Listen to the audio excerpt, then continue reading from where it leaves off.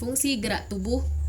Bagian-bagian penting dari perkembangan motorik ada 4, yaitu sistem dinamis, refleks, motorik kasar, motorik halus. Perkembangan motorik terjadi melalui pengembangan rencana genetik atau pematangan. Namun, ada pendapat lain yang berpendapat bahwa urutan tonggak perkembangan tidak terlalu dipengaruhi oleh faktor keturunan. Lalu, bagaimana keterampilan motorik itu berkembang? Keterampilan motorik berkembang ketika bayi termotivasi untuk melakukan sesuatu. Mereka mungkin menciptakan perilaku motorik baru. Perilaku tersebut merupakan hasil dari banyak faktor yang saling terkait, seperti yang sudah saya sampaikan di slide sebelumnya. Semua itu memungkinkan kita untuk bergerak. Misalnya, bayi baru belajar jalan hanya ketika sistem sarafnya sudah matang, dan memungkinkan bayi mengendalikan otot kaki tertentu ketika kakinya sudah cukup besar untuk menopang berat badannya, dan mereka ingin berjalan untuk bergerak. Perkembangan motorik dimulai dengan refleks. Refleks adalah mekanisme bertahan hidup yang dibangun secara genetik. Refleks memungkinkan bayi untuk merespon lingkungan secara adaptif sebelum mereka memiliki kesempatan belajar. Ini gambaran perkembangan motorik. Mengenai macam-macam refleks.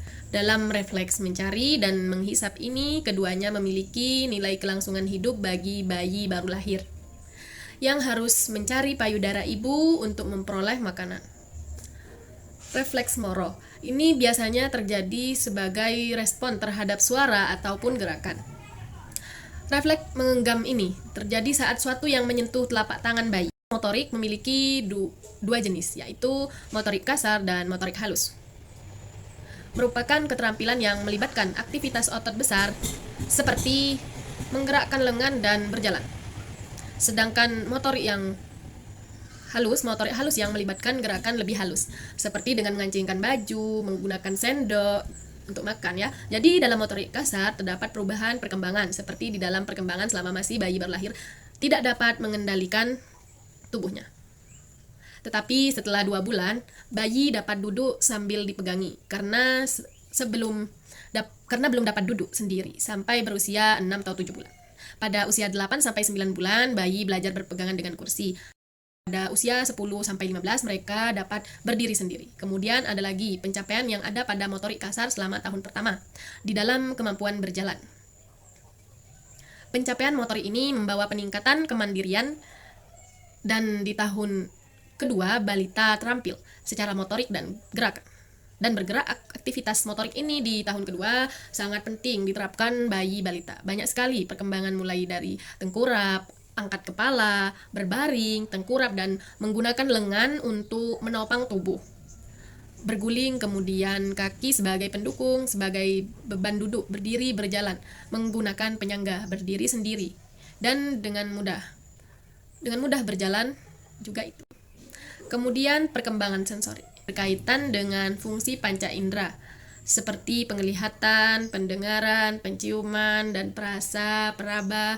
Pentingnya sensori ini meningkatkan kecerdasan sensasi pada sensori terjadi atau berkembang ketika interaksi antara informasi reseptor dengan mata, telinga, hidung, kulit, dan lidah.